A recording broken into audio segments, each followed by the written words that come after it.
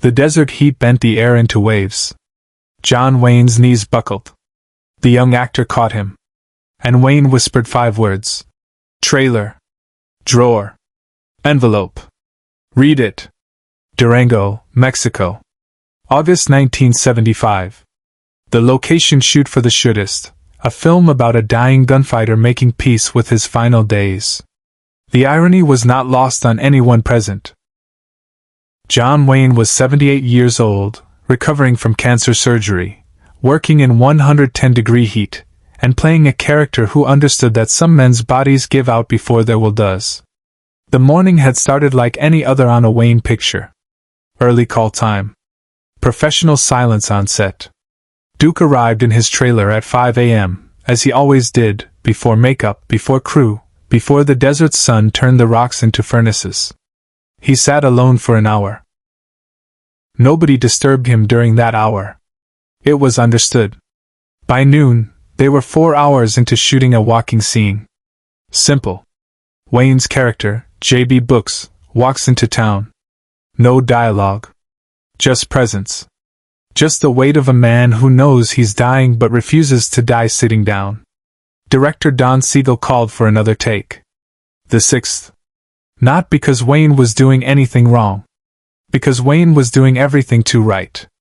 Too real. Too heavy. Duke, you want a break? Siegel asked between takes. Wayne shook his head. Let's finish it. Take 7. Wayne started his walk. 30 feet.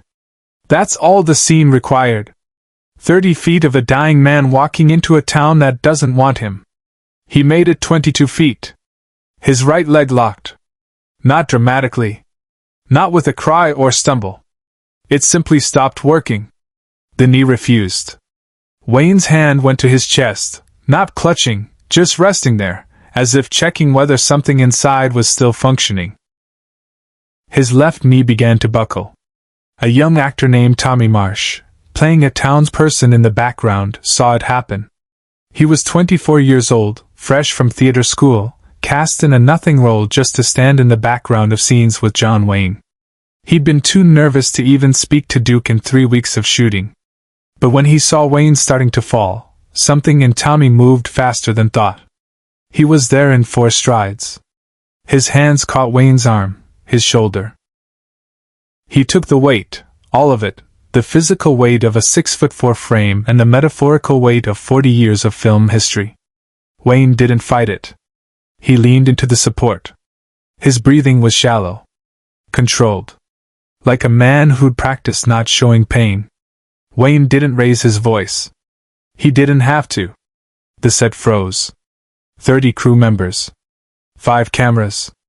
Don Siegel dropped his viewfinder. The script supervisor stopped writing. The sound mixer pulled off his headphones. Everyone knew. This was the line. The line between pushing through and pushing too far. Get medical, Siegel said quietly. Someone ran. Wayne's eyes were closed. But he was conscious. His jaw was set in that familiar way, the Duke expression that had carried 1,000 scenes. Stubborn. Unbreakable. Except now it was breaking. Tommy held him. Arms trembling. Not from the physical weight. From the realization that John Wayne, was mortal. Wayne opened his eyes. Looked at the young actor holding him up. For a moment, something passed between them. Not words. Recognition. The way an older man recognizes someone who reminds him of something he used to be. Kid. Wayne's voice was barely audible. My trailer. Top drawer on the left. There's an envelope. Yellow. Old. Bring it to me. Sir, we should wait for. Bring it to me. Not a request. Not quite an order. Something else. A need. Tommy looked at Siegel. The director nodded. Go. Tommy gently transferred Wayne's weight to 2 grips who'd approached, and he ran toward the actor's trailer, a modest Airstream 50 yards from set, parked in the shade of the only tree for miles. The trailer was unlocked. Wayne never locked it. Inside, it was Spartan. A cot. A small table. A photograph of his children. A Bible. Nothing else. John Wayne didn't carry excess. Top drawer on the left. Tommy opened it. Inside, a yellowed envelope. Unsealed. The paper was so old it felt like fabric. No address. No stamp. Just a name written in faded pencil, Corporal James Reardon.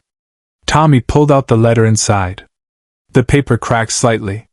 The handwriting was Wayne's, younger, steadier, but unmistakable. It was dated December 9th, 1943. Subscribe and leave a comment, because the most important part of this story is still unfolding.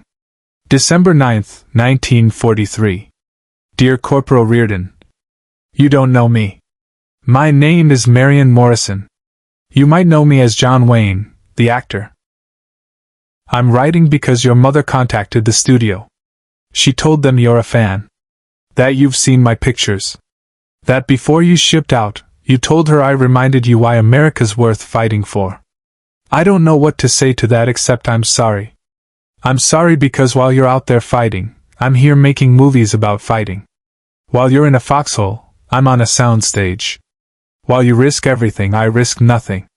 I'm 36 years old. I'm 4F. Bad shoulder. Old football injury.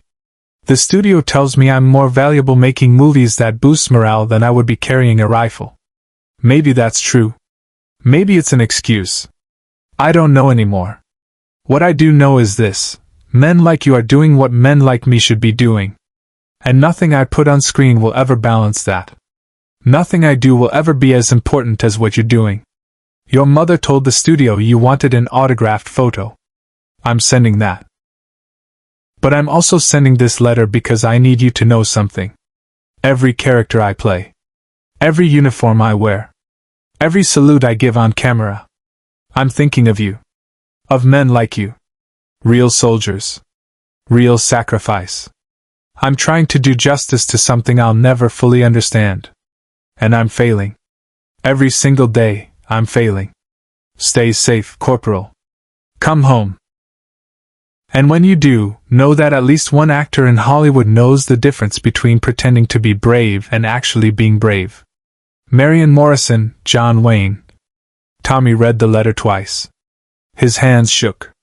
He folded it carefully back into the envelope and returned to the set. Wayne was sitting on an equipment crate, drinking water, refusing the oxygen mask the medic was trying to give him. His color was returning. His breathing steadier. But the weight hadn't left his face. Tommy approached slowly.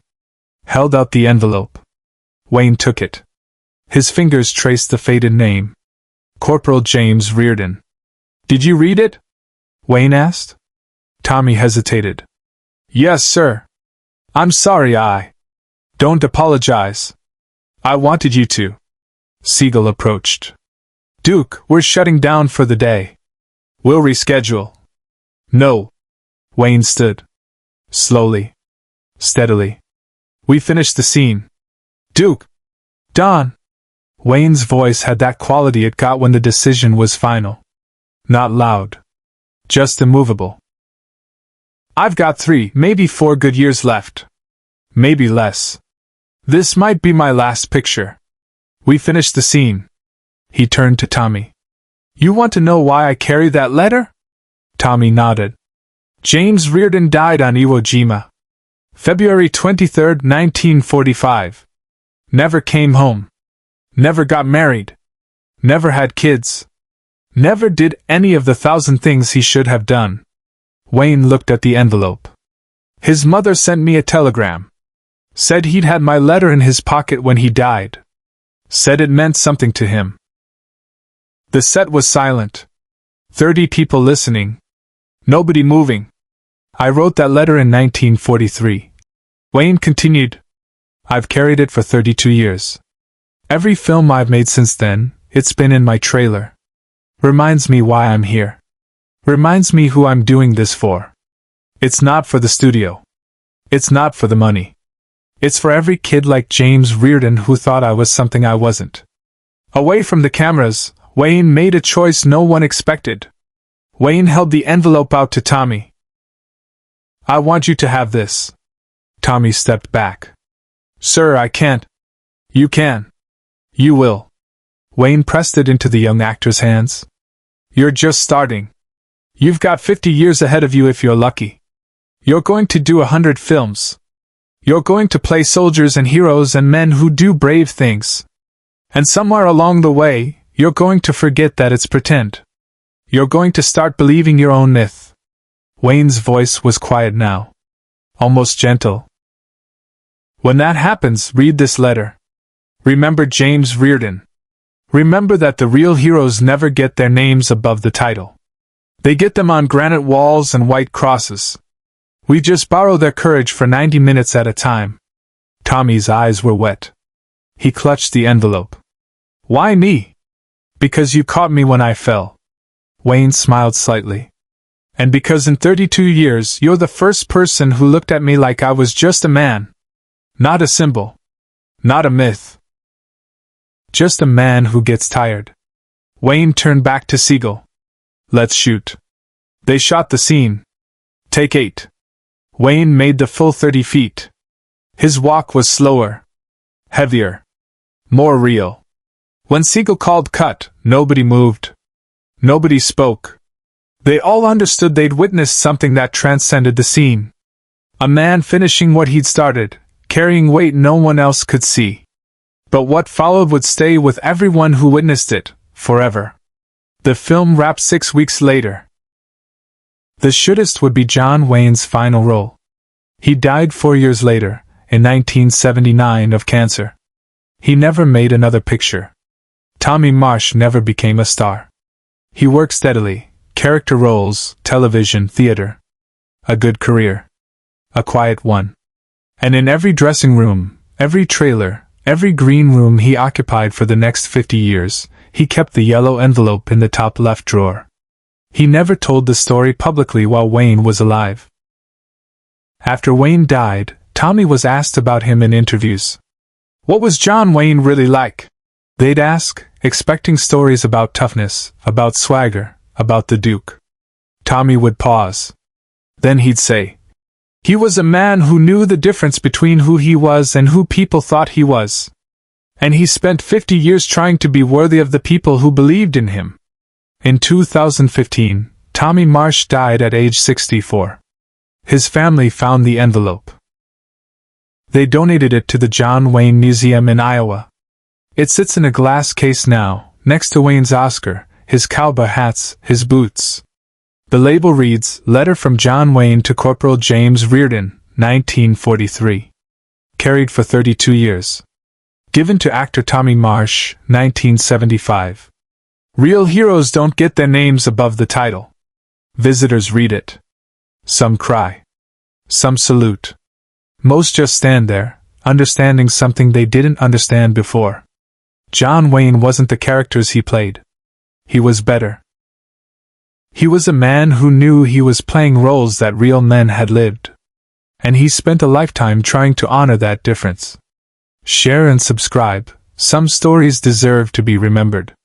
The scene from The Shootist, the walk into town, runs 3 minutes and 40 seconds in the final film. If you watch closely, you can see the moment. Around the 22-foot mark, Wayne's gait changes. The slightest hitch. The barest suggestion that his body is betraying him. But he finishes the walk. Every step. Because that's what the character would do. Because that's what James Reardon would have done. And because John Wayne understood that sometimes the bravest thing a man can do is simply refuse to quit. Even when his knees give out. Even when his body fails. Even when nobody would blame him for stopping. You keep walking. The letter Tommy Marsh carried changed how he approached every military role he ever played. When directors asked him to salute on camera, he'd pause first. Just a half second, and think of James Reardon. When scripts called for him to deliver heroic speeches, he'd soften them. Make them quieter. More human. Less myth. Other actors noticed. "Why do you play soldiers like that?" A young director asked him once in 1989, frustrated that Tommy wouldn't deliver a line with more bravado. Tommy didn't explain. He just said, "Because real soldiers don't talk like movies." The yellow envelope aged with him. The paper became more fragile each year. The ink faded. But the weight of it never changed. Tommy's children asked about it once when they were young. He showed them the letter. "Read it aloud."